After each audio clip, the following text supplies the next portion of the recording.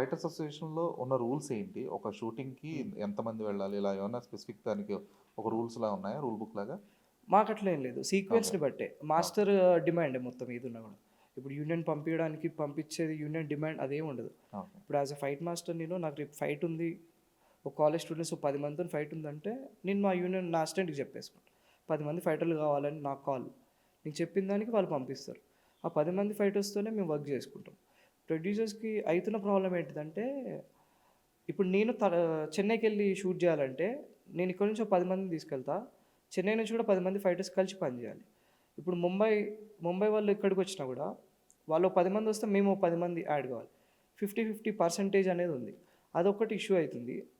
అది ఫస్ట్‌లో అంత బావుందని చెప్పి అందరూ ఓకే అన్నారు. ఇప్పుడు మళ్ళీ కొంచెం పాయింట్ రైజ్ అయితుంది. అది ఓకే. ఏంటిదనేది ఇంకా అర్థం కాట్లేదు. సో, బట్ ఫైటర్స్ అసోసియేషన్ నుంచి గాని, లేదా స్టంట్ మ్యాన్ అసోసియేషన్ నుంచి గాని, ఇలా స్పెసిఫిక్ కైండ్ ఆఫ్ ప్రొడ్యూసర్‌ని ఇబ్బంది పెట్టే కైండ్ ఆఫ్ రూల్స్ అయితే ఏం లేవు. అంటే పెట్టే ఉన్నాయి అనుకుంటా గానీ, యూనియన్ నుంచి ఏది కూడా రైజ్ కాదు. ఏదున్నా ఓకే. ఫైట్ మాస్టర్ కాలే ఉంటది. మేము ఓకే. యూనియన్ మీద తోసేంత కూడా కాదు. మాకు డైరెక్టర్ చెప్పిన సీక్వెన్స్‌కి ఇంతమంది కావాలి అని ఒక మాస్టర్ కనిపిస్తే హ్మ్. మాస్టర్ అడుగుతాడు యూనియన్‌కి. అంతేగాని యూనియన్ మాస్టర్‌ని డిమాండ్ చేసి 10 మంది కాదు 20 మందిని తీసుకెళ్ళు నువ్వు ఇట్లా చెయి అని యూనియన్ ఎప్పుడు డిస్టర్బ్ చేయదు. ఓకే. ఓకే. అలా ఉంటే ఓకే.